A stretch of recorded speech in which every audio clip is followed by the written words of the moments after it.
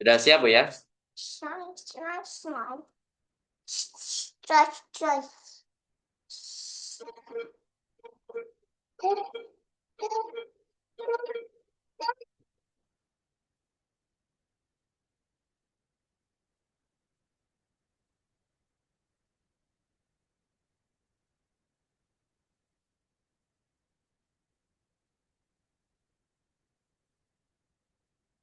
Nah, ini adalah Lembaga Pengajaran Al-Quran dan Bahasa Arab Salman Al-Farisi.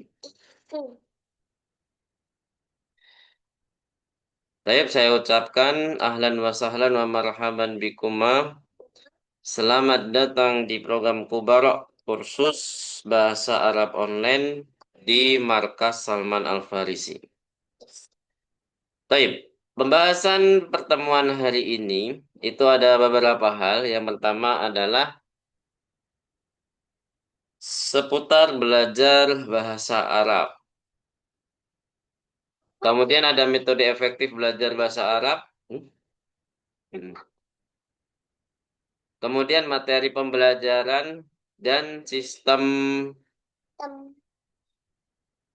belajar. Kemudian ada sistem penilaian dan kenaikan semester. Kemudian ada tata tertib belajar. Kemudian hal-hal lainnya yang berkaitan dengan Markas Salman. Baik. Kita akan bahas seputar belajar bahasa Arab terlebih dahulu.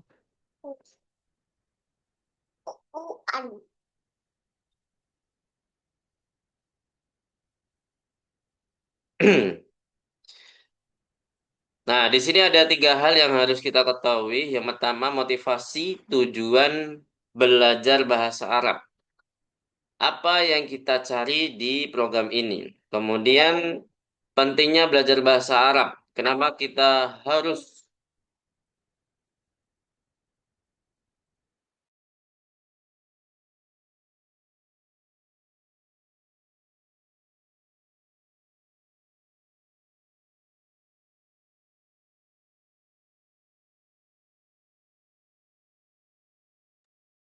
ya, kita mulai lagi.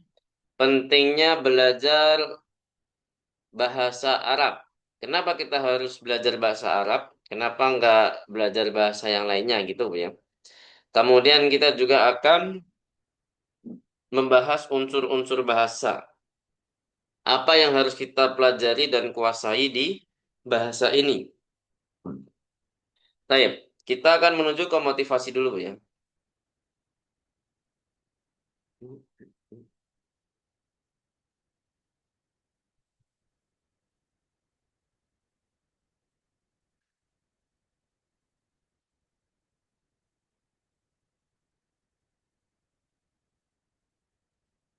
Motivasi.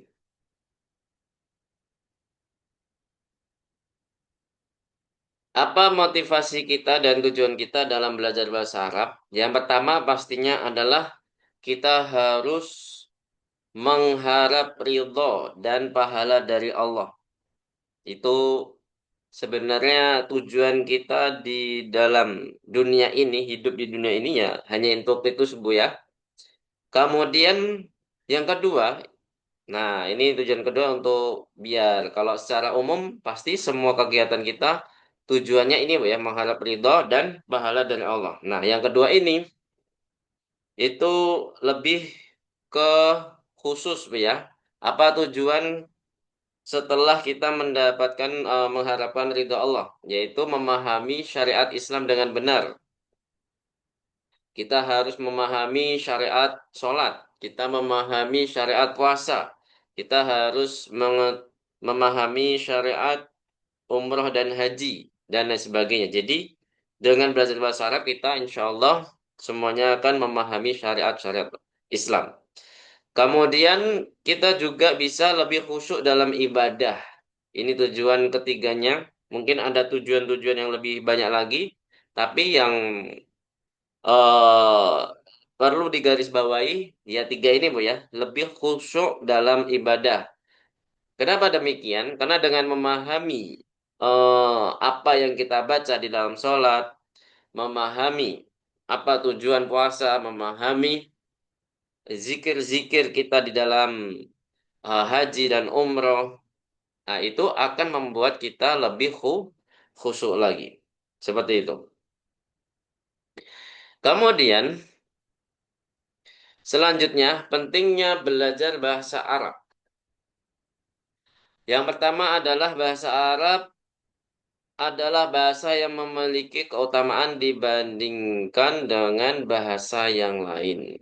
Ya, contohnya Bu ya, kosakata di dalam bahasa Arab itu lebih banyak dari kosakata bahasa kita sendiri. Itu.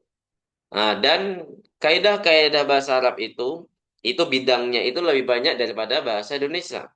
Contoh, bahasa Indonesia mempunyai kaidah sendiri yang namanya ya buku bahasa Indonesia, kaidahnya di dalam buku bahasa Indonesia. Kalau bahasa Arab, bidangnya itu ada macam-macam. Para ulama membedakan antara ilmu sharaf dan ilmu nahwu.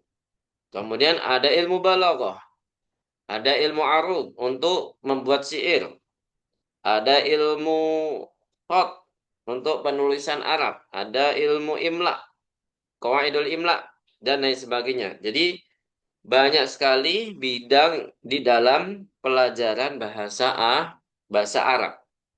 Itu kelebihannya. Itu untuk kelebihan secara duniawi Bu, ya. Nah, secara ukhrawi, secara akhirat gimana? Yaitu kalau kita belajar bahasa Arab, kita menjadi paham syariat Islam, kita bisa khusyuk dalam ibadah, otomatis belajar bahasa Arab ini akan mendapatkan pahala yang sangat luar biasa. Seperti itu. Wallahu a'lam. Kemudian, nomor dua, membantu seseorang lebih mudah menghafal Al-Quran, serta memahami dan mengamalkan hukum-hukum yang ada di dalamnya.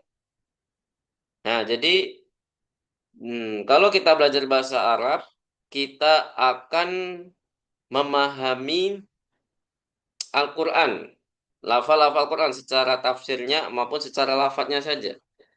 Ya, kalau secara tafsirnya mungkin kita membutuhkan kitab yang lain, bukan hanya Al-Quran saja.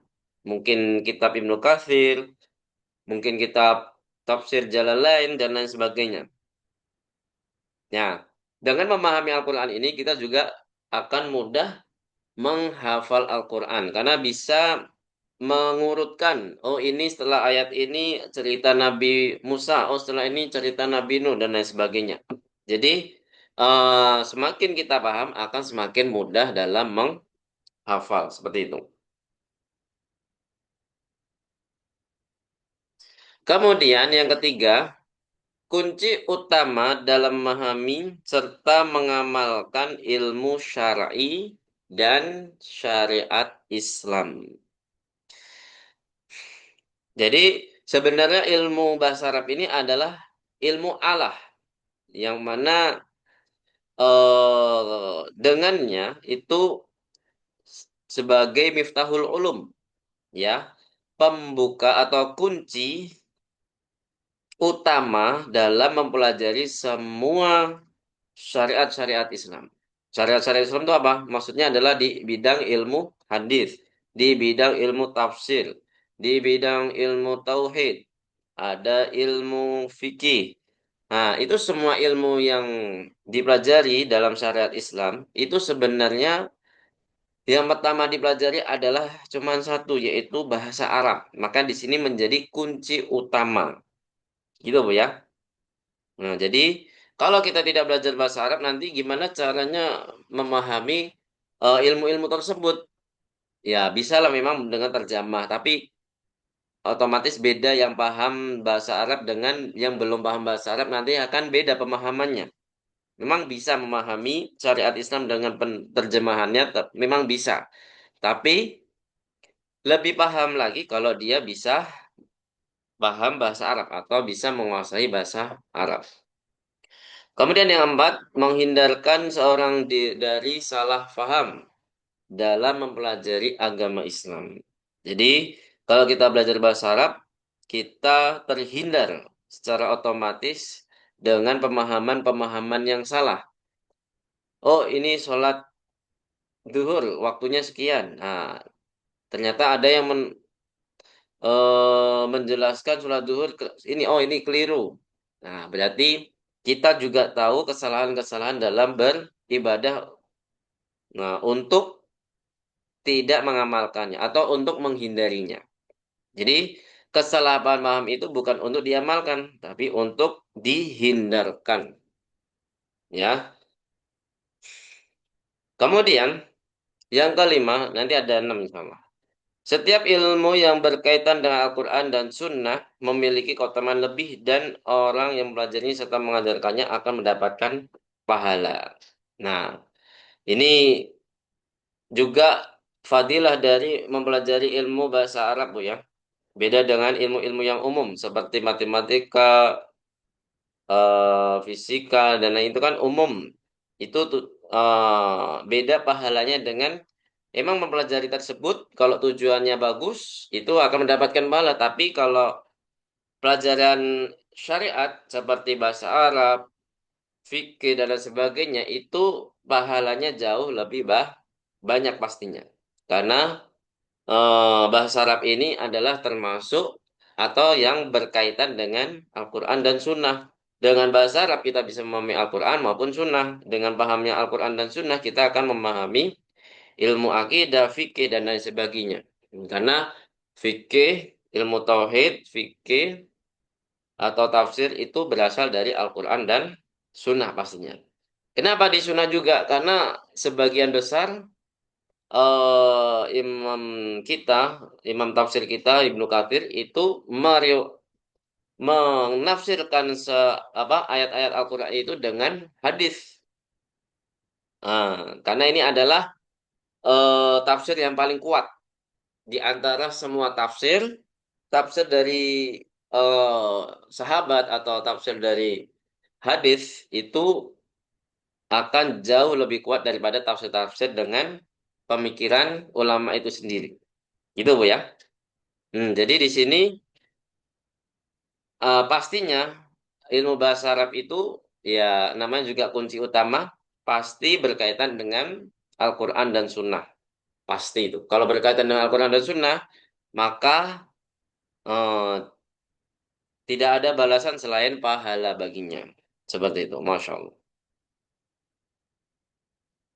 Yang keenam, yang terakhir, bahasa Arab adalah bahasa yang dimudahkan oleh Allah untuk dipelajari sebagaimana dimudahkannya Al-Quran. Ya. Jadi tidak kalau menurut orang-orang sekitar kita, orang-orang umum pada umumnya, itu memang bahasa Arab itu kedengarannya sulit, Bu ya. Tapi sebenarnya kalau kita masuk ke dalamnya atau mencoba untuk belajar, insya Allah akan dimudahkan. Terutama eh, orang kita, orang Indonesia itu sendiri, karena kebanyakan orang Indonesia itu sudah mempelajari Iqra dari kecil.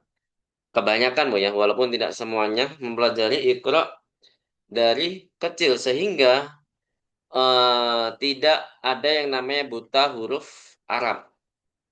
Ya, kalau yang sudah mempelajari Iqra ya. Nah, ketika sudah bisa membaca Iqra itu sebenarnya sudah mempunyai pintu utama untuk mempelajari bahasa Arab tersebut. Seperti itu, Bu ya. Nah, makanya di sini akan dimudahkan ya. Yang penting jangan dari nol banget. Kita baru belajar alif, kita baru belajar ba, ho, jim, ha, ho. Itu akan sulit kalau mempelajarinya dari awal banget. Nah, namun karena kita sudah mempelajari makharijul huruf, huruf-huruf hijaiyah di dalam di masa kecil tersebut, maka ketika sekarang itu mempelajari bahasa Arab itu akan lebih mudah insya Allah.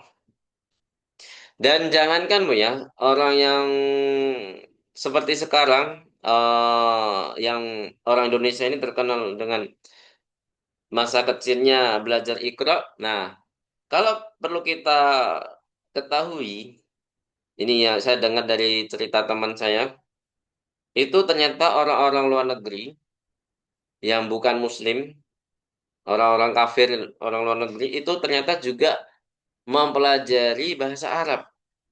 Karena kenapa? Karena bahasa Arab itu termasuk bahasa dunia. Ada empat bahasa yang dipakai seluruh dunia. Namanya bahasa internasional, Bu ya, termasuk bahasa internasional. Ada bahasa Inggris, bahasa Arab, Mandarin, satu lagi apa, Bu ya? Saya ada mungkin dari ibu-ibu ini ada yang tahu bahasa internasional. Tiga atau empat, Bu? Seingat saya empat ya. Iya. Satu lagi apa, Bu, kalau empat, Bu? Saya lupa. Mandarin, Ya, udah. Tadi Mandarin udah. Jadi Inggris, Arab, Mandarin. Satu lagi apa? Prancis, Ustaz. Bukan. Prancis ya, Masya Allah. Baik.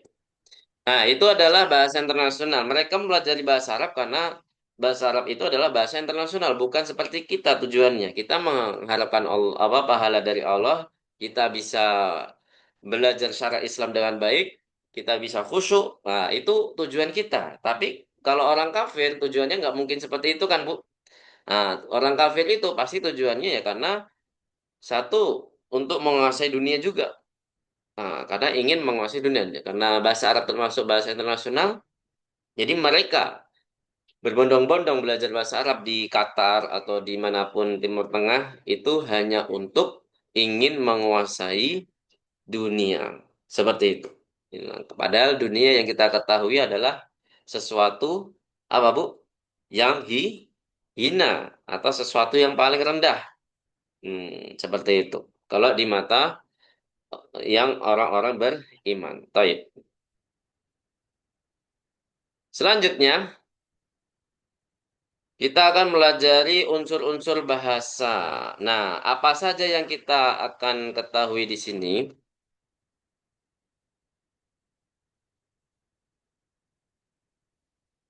Sebentar. Ya, unsur-unsur bahasa. Jadi, yang pertama itu ada input dulu. Jadi, semua bahasa itu harus membutuhkan input dulu. Apa input yang kita maksud? Nah, input ini ada istima dan ada kiroah. Istima dan kiroah. Nah, yang paling pertama itu istima dulu apa kiroah dulu, Bu? Input yang paling utama. Kiroah, Ustaz. Nah, masa orang bayi langsung bisa baca? Enggak kan? Oh, Bukan. mendengar. Nah, istima mendengar dulu, Pak ya. Jadi, input yang paling utama yang kita ketahui itu adalah istima. Jadi, bahasa apapun termasuk bahasa ibu kita yaitu bahasa Indonesia itu pasti input pertama adalah mendengar. Bahkan dari dalam perut ibu kita, ya kan, Bu? Dari perut itu sudah bisa mendengar. Sehingga ketika lahir mereka bisa banyak yang hafid-hafid itu kan karena sudah didengarkan dari perut sang ibu. Wallahu a'lam. Kemudian ada kiroah. Kiroah ini bisa menjadi input kalau sudah bisa belajar berbicara sebenarnya, Bu ya. Jadi minimal ada istima, kemudian al-kalam. Nah, jadi urutannya gitu, Bu ya. Input, output, istima, berbicara. Jadi bayi pun juga seperti itu kan, Bu. Bayi setahun dia mendengarkan seluruh perkataan sekitarnya, mau ibunya, bapaknya, adiknya, kakaknya, sekitarnya. Nah, adiknya nggak mungkin, Bu ya. Kan masih bayi. Nah, itu akan dicerna dan akan disalurkan menjadi output, yaitu menjadi al-kalam, berbicara. Setelah berbicara, mungkin dari TK itu sudah diajarkan membaca, baru bisa menulis. Jadi menulis itu unsur yang terakhir sebenarnya, Bu ya. Unsur yang terakhir. Baik. Kemudian setelah kita mengetahui seputar belajar bahasa Arab, kita akan mengetahui metode efektif belajar bahasa Arab. Nah, metode efektif itu gimana caranya? Biar bahasa Arabnya itu lancar pembelajarannya. Ya pasti pertama adalah luruskan niat. Nah, yaitu innamal a'malu binniyati wa innamal likulli imri'in ma nawa. Kita niatkan betul, kita mengharapkan ridho Allah dan pahalanya.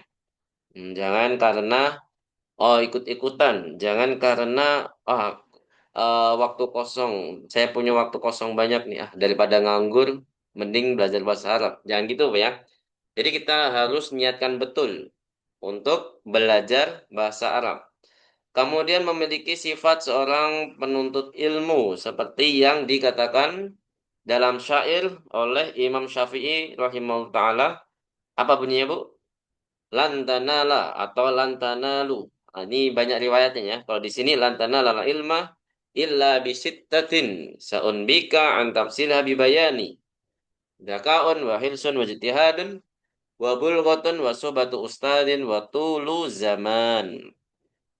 Jadi ada 6 agar agar kita mendapatkan ilmu tersebut. Jadi ada 6 hal yang harus kita eh, dapatkan atau harus ada di dalam diri kita. Yang pertama adalah zakaun. Zakaun. Kita memang kecerdasan manusia itu macam-macam, ya. Ada yang kecerdasan itu secara lahiriah, ya. Ada juga kecerdasan karena dia bersungguh-sungguh. Jadi ada beberapa hal. Nah, untuk mendapatkan itu sebenarnya ada takwa kepada Allah, ya. Jadi orang yang bertakwa akan selalu mendapatkan kecerdasan, ya.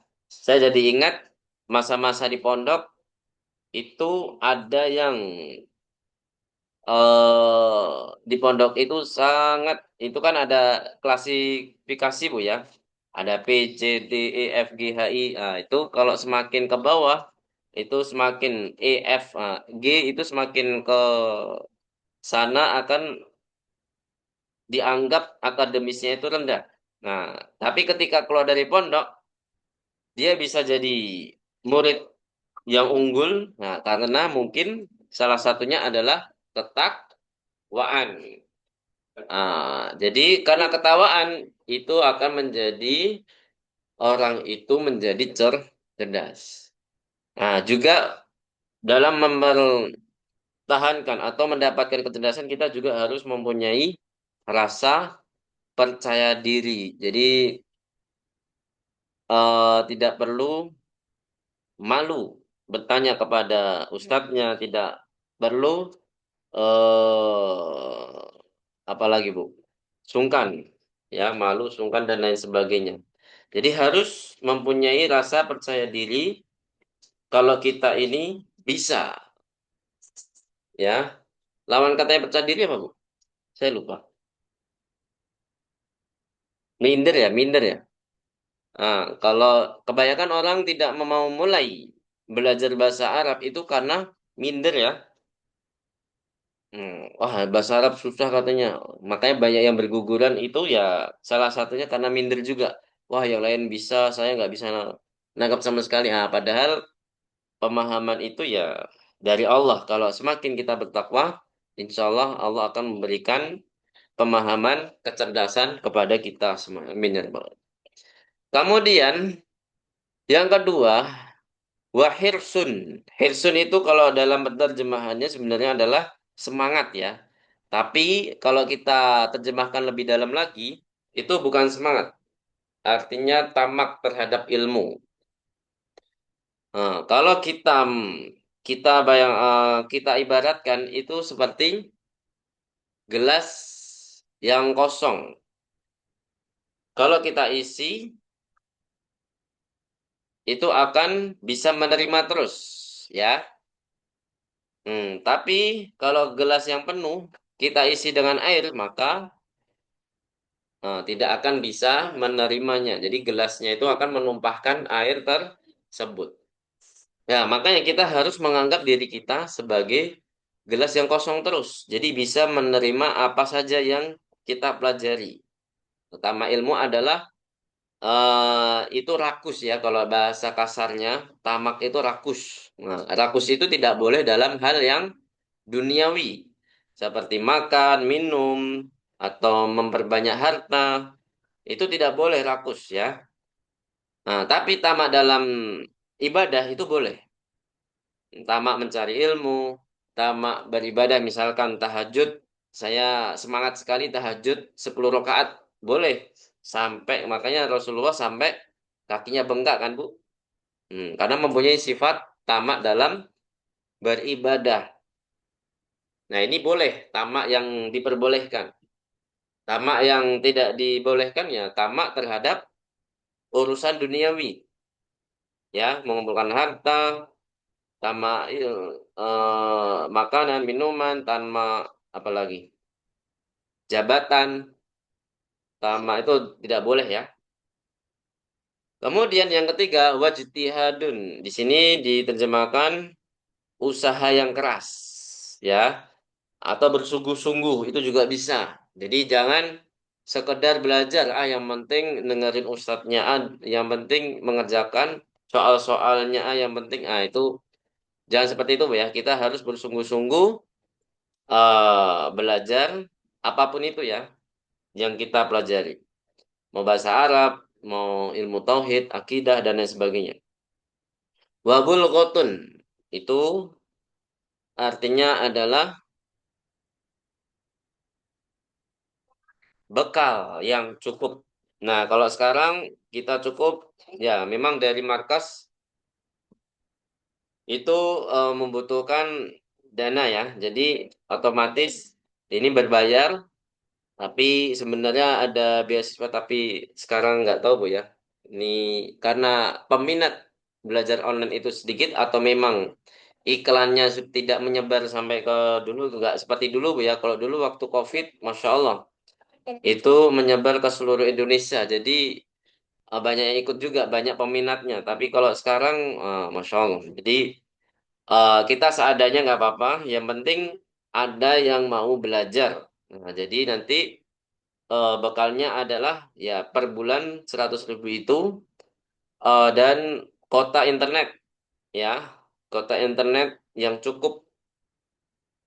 Hmm, Jadi nggak perlu, tidak dibutuhkan yang namanya bekal makanan untuk perjalanan jauh. Ini kan itu Masya Allah itu zaman dahulu seperti itu Bu ya. Bahkan sampai Imam Malik menjual gentengnya untuk bisa bertahan hidup mencari ilmu.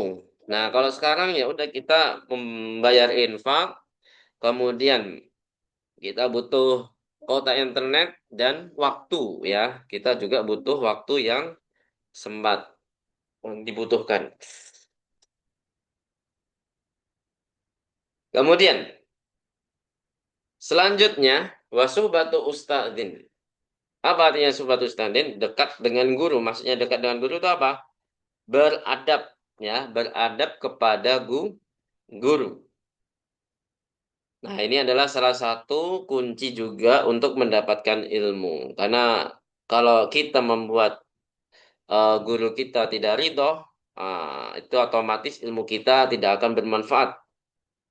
Nah, ini adalah salah satu amalan untuk mendapatkan keberkahan ilmu tersebut.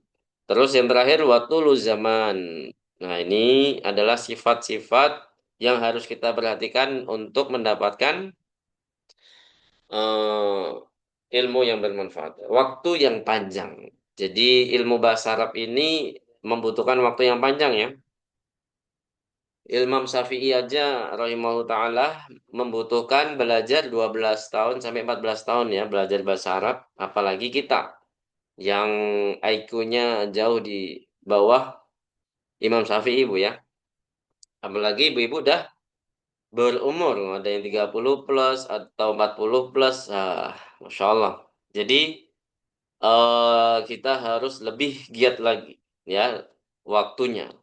Bahkan ulama dulu juga belajar tiap hari. Kalau kita sekarang apa, Bu? Sepekan sekali. Makanya kalau tidak sungguh-sungguh, nah itu sangatlah rugi. Tambah kemudian waktu yang panjang dibutuhkan yang namanya sabar dan istiqomah. Ini adalah dua hal yang harus sinkron Bu ya, harus ada dua-duanya. Kalau sabar saja tapi tidak istiqomah, nanti belajarnya jadi tidak efektif. Kalau istiqomah saja tidak sabar, wah ini kapan ini selesainya? Ada rasa apa ya? Tidak nyaman intinya.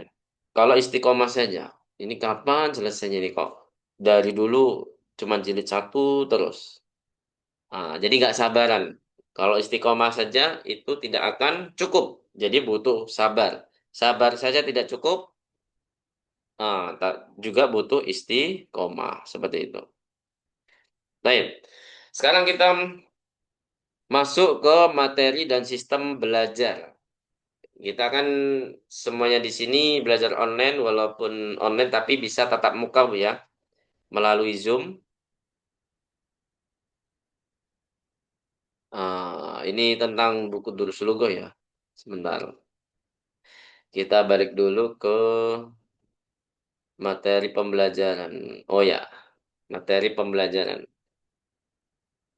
Jadi apa yang kita pelajari di sini? Jadi ada Durus Lugo jilid satu, 2 dan 3 sampai ke 4. Nah, ini nggak tahu nanti kalau misalkan istiqomah, insya Allah bisa sampai ke jilid 4. Namun ya biasanya ya ada seleksi alam, walau alam. Tapi semoga tidak ya. Masa 4 orang bisa seleksi alam. Semoga tidak ada yang terseleksi. Amin. Jadi nanti bisa sampai ke jilid 4. Nah, setiap jilid itu ada pembagiannya. Karena kita belajar online dan sepekan sekali. Kalau setiap hari mungkin 1 tahun bisa 2 kitab. Gitu Bu ya. Setahun bisa 2 kitab. Tapi karena kita sepekan sekali, jadi 1 kitab itu buat 2 semester. Itu untuk jilid satu. Kalau ini jilid 2, itu 3 semester. Ya, dibagi menjadi 3. Pokoknya 10 bab ya. Jilid 3 itu 1,5 semester. Jadi dibagi. Jilid ini kan 17 bab. Nah, mungkin 1 sampai 11 bab. Nah, 1 sampai 11 itu semester 3. Ini berarti 3 tambah 2 5. Semester 6. Kemudian semester tujuhnya itu setengahnya dari jilid 3. Berarti dari bab 12 sampai selesai jilid 3. Kemudian dimulai lagi semester tujuhnya ini bab 4 dari 1 sampai 11 juga kalau nggak salah. Nah, sisanya itu semester 8 ya. Seperti itu. Jadi semester 8 itu 11 bab. Berarti dari bab kan ada 17 ya. 17 kurangi 11 6. Nah, jadi bab 7 mungkin ya. Dari bab 7 sampai bab 11. 17 afwan. Bab 7 sampai bab 11 itu semester 8. Kemudian sistem belajarnya bagaimana? Nah, sistem belajarnya kita tatap muka melalui Zoom, ya, full online. Jadi tidak ada pembelajaran selain Zoom, kecuali jika dibutuhkan diskusi di dalam grup. Nah, waktunya adalah 1,5 jam nanti, insya Allah. Jadi kita sepakatnya kemarin di pendaftaran itu waktunya adalah Sabtu jam 10 Bu ya. Ya kan Bu? Sabtu jam 10. Insya Allah selesai di jam 11.30. Mungkin bisa lebih cepat, bisa lebih lambat. Karena nanti menyesuaikan materinya. Kemudian tugas hafalan. Nanti setiap pertemuan itu akan mendapatkan tugas. Ya, tugasnya ada hafalan kosakata yang akan kita pelajari. Berarti mengenai tugas ini, berarti nanti Bu ya, setelah ini saya kasih modulnya, kamus dan PDF-nya yang akan kita pelajari di semester pertama. Mungkin sebagian ada yang sudah punya, tapi sebagian ada yang belum. Nanti silakan dihafal kosakata yang ada di bab pertama, bab satu ya. Nanti setelah ini, setelah pertemuan ini boleh dihafalkan.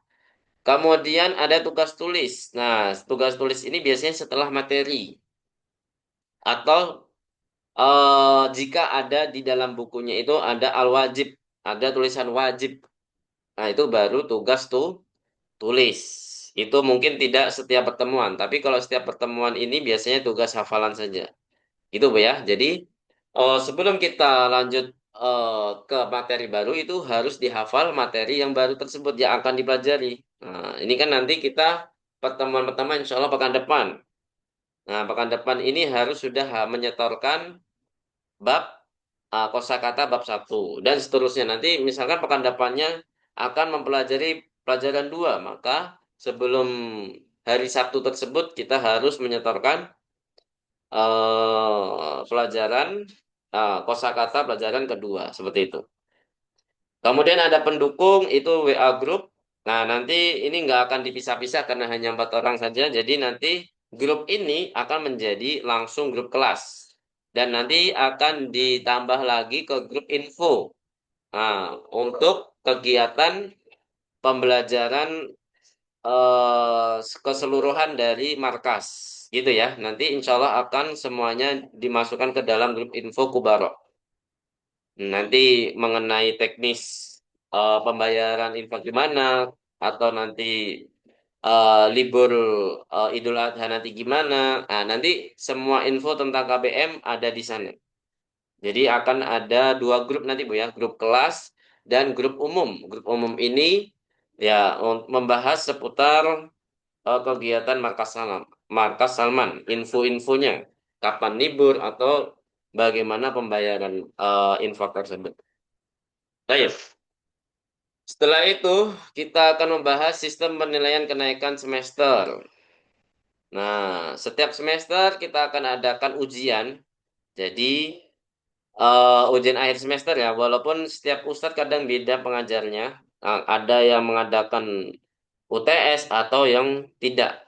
Nanti tergantung ya ustadznya atau pengajarnya itu bagaimana atau langsung UAS. Nah, jadi UAS ini akan mempunyai nilai 60 ya. Jadi maksimalnya 60. Jadi misalkan soalnya ada 15 atau 20 soal, nanti 20 soal itu nanti dikasih nilai kalau betul semua akan 60. Berarti betul semuanya 60 ya. Kemudian ada penilaian tugas dan keaktifan. Jadi nanti tugas selama 1 semester, tugas hafalan, ada tugas tulis. Kalau dikerjakan semuanya, itu akan menjadi ada nilai tambahan 30 di dalam rapot nanti. Kemudian kehadiran itu 10%. Yang penting kalau kehadiran ini selama dia izin maka tidak akan dikurangi persenannya. Ya, seperti itu. Jadi selama dia izin akan tidak berpengaruh dinilai di kehadiran. Ya.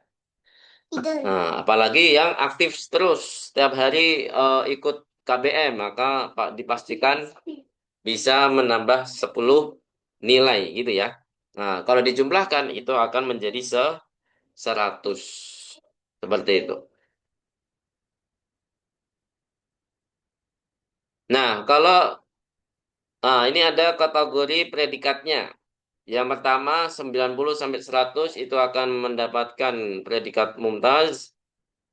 80 sampai 89 Jayyid Jidan, 70 sampai 79 itu Jayyid, 60 sampai 69 itu makbul, dan nanti di bawah itu akan rosip. Rosip itu tidak lolos, mungkin mengulang semester lagi atau mengulang ujiannya. Jadi ada dua ini Bu ya, ada 2 cara untuk bisa lulus lagi yang rosip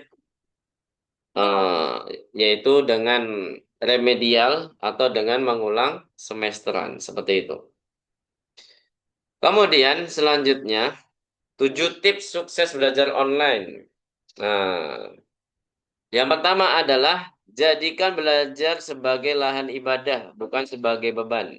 Ya, jadi waktu yang kita gunakan untuk belajar ini kita harus niatkan dengan ibadah bukan sebagai beban. Ah, kok malam ini ada jadi kalau bisa kita prioritaskan belajar bahasa Arab ini. Kemudian menghadiri pembelajaran tepat pada jadwal. Nah, kalau kita jadwalnya jam 10 harus kalau bisa sebelum jam 10 harus sudah siap peralatan yang akan dipakai misalkan laptop atau HP atau tab atau lain sebagainya. Jadi sebelum jam 10 harus sudah siap. Gitu ya. Nah, atau sesuai dengan pengarahan ustadz masing-masing. Nah, kalau ini biasanya kalau ada pergantian jadwal itu harus disepakati. Misalkan ustadznya nggak bisa atau pengajarnya nggak bisa jam 10 di waktu itu ya, maka diganti jam sore misalkan. Harus semuanya juga harus ditepati ya. Nah, harus kesepakatan. Kalau perubahan jadwal itu harus ada kesepakatan kedua belah pihak antara peserta dan ustadznya atau pengajarnya. Kemudian mempersiapkan perlengkapan belajar online sebelum dimulai pelajaran dan pastikan koneksi jaringan stabil. Nah, biasanya kendala kita kalau belajar online waktu hujan kayak sekarang tadi Bu ya. Di Jakarta hujan itu mempengaruhi kestabilan jaringan atau sinyal. Itu kendala yang nggak bisa kita hindari. Mungkin kalau memang sudah parah, misalkan hujannya ada petir atau geledek, itu bisa ditunda. Misalkan jam 10 ditunda sampai jam 4, udah nggak hujan insya Allah, maka boleh. Ya, jadi belajar online ini memang kendalanya biasanya di sinyal. Ya, biasanya di sinyal. Jadi boleh eh, jadwalnya diganti karena uzur ya, pastinya karena uzur. Yang keempat, harus memilih tempat atau menentukan tempat yang kondusif untuk belajar. Nah, kayak tadi saya ada bayi, memang tempatnya sangat terbatas, jadi tidak bisa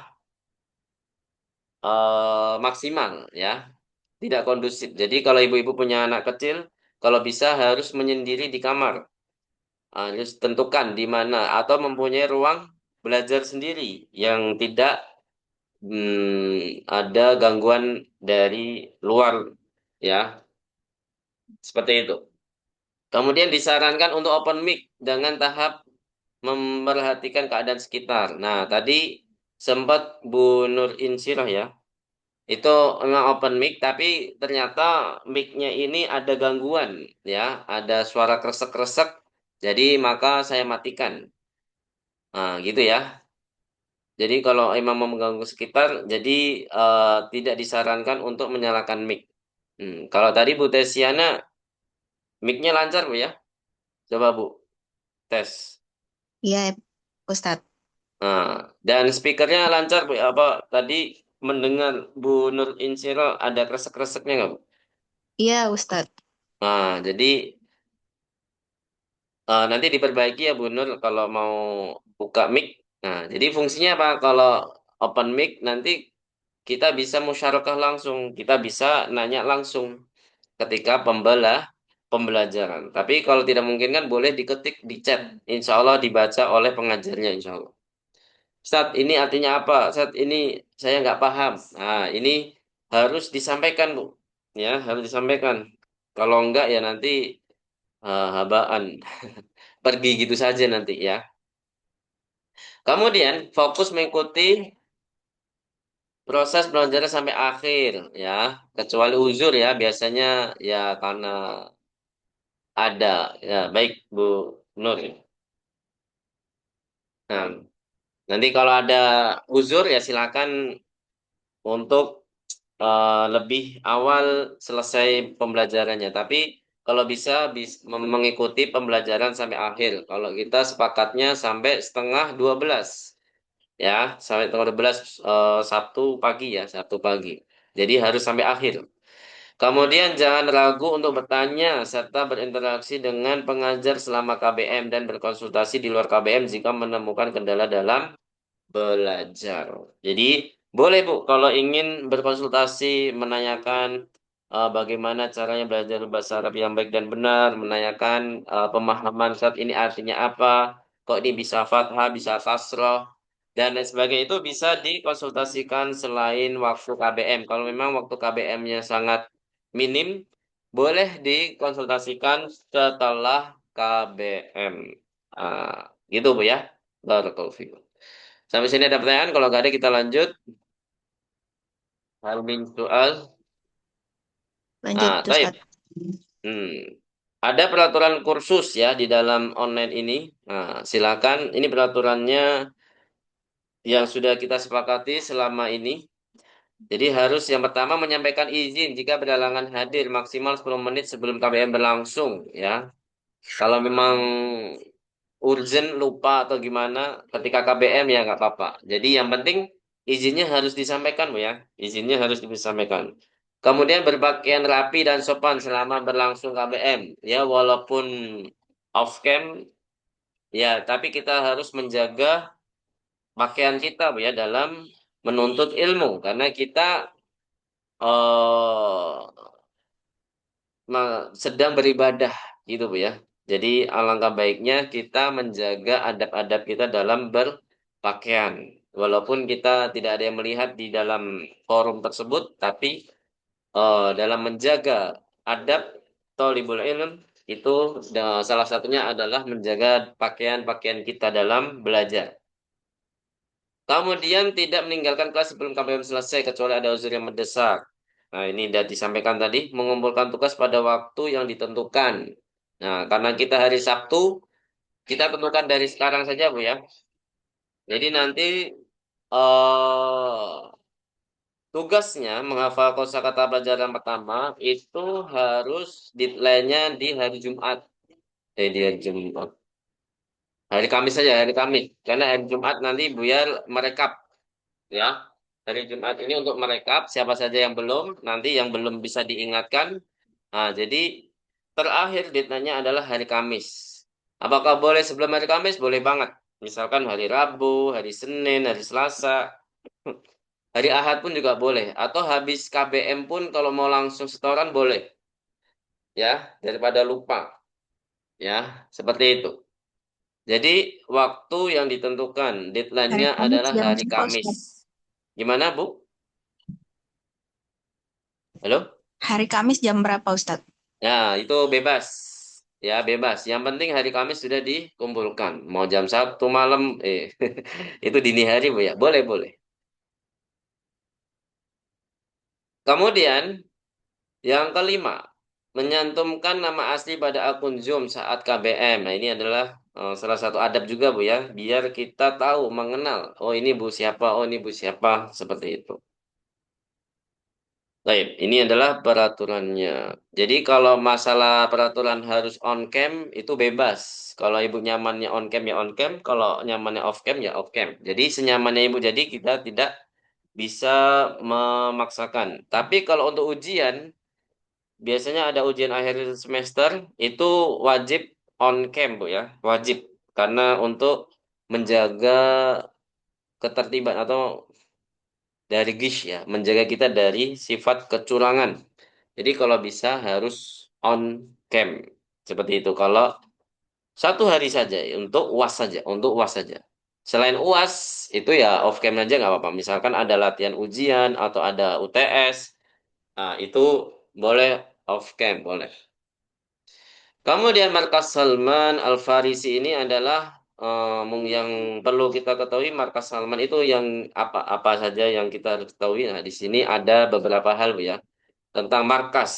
Yang pertama lokasi, kedua program, tenaga kerja.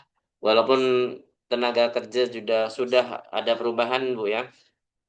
Nanti ada tambahan atau ada pengurangan itu akan selalu ada tiap tahunnya Bu ya. Nah ini lokasinya di Salman Farisi. Sebenarnya kita sudah tidak bekerja sama dengan mereka, cuman kita hanya mengambil namanya saja. Dulu waktu itu ada offline di Masjid Salman Al Farisi, tapi namun sekarang sudah ditiadakan ya karena hal lain ada hal lain. Kemudian maka kita online saja gitu. Kita putuskan untuk online saja. Kemudian Ada programnya itu ada Lako Al-Quran. Sampai sekarang masih ada Bu ya. Masya Allah ini bertambah terus muridnya yang tahsin. Bahkan ada tahfidnya di Salman tiap hari Ahad ya. Kemudian tali bahasa Arab ini sudah tidak tiada, sudah tidak ada.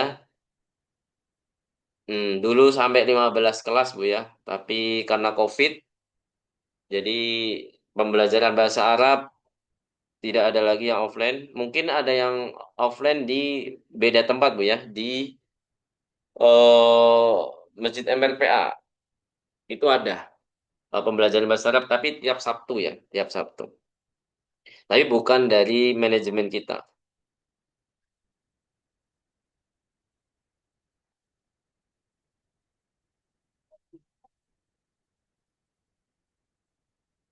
Oh, boleh Bu. Kalau memang ada uzur masih bekerja, boleh off mic, boleh.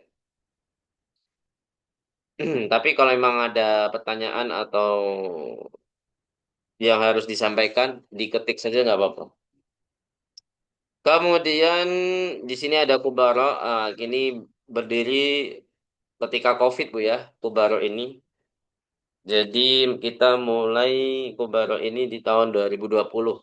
Jadi COVID berselang 2 bulan, kita langsung buat Kubaro. Kursus bahasa Arab online. Online. Yang ketiga, ini kursus. Yang keempat, nanti ada Majelis Mudarosah juga membahas. Ini sebenarnya di luar kegiatan, tapi ada tambahan saja bagi yang mau ikut. Gratis, Bu ya. Tapi boleh bayar, boleh infak juga. Itu biasanya tiap Senin, Bu ya. Jadi untuk mengamalkan ilmu bahasa Arab kita itu dengan mudarosah ini yang dibahas kitab bahasa Arab ya mungkin boleh jadi mustami'ah saja tuh boleh. Yang belum kita masih baru awal-awal sekali jadi boleh jadi mustami'ah.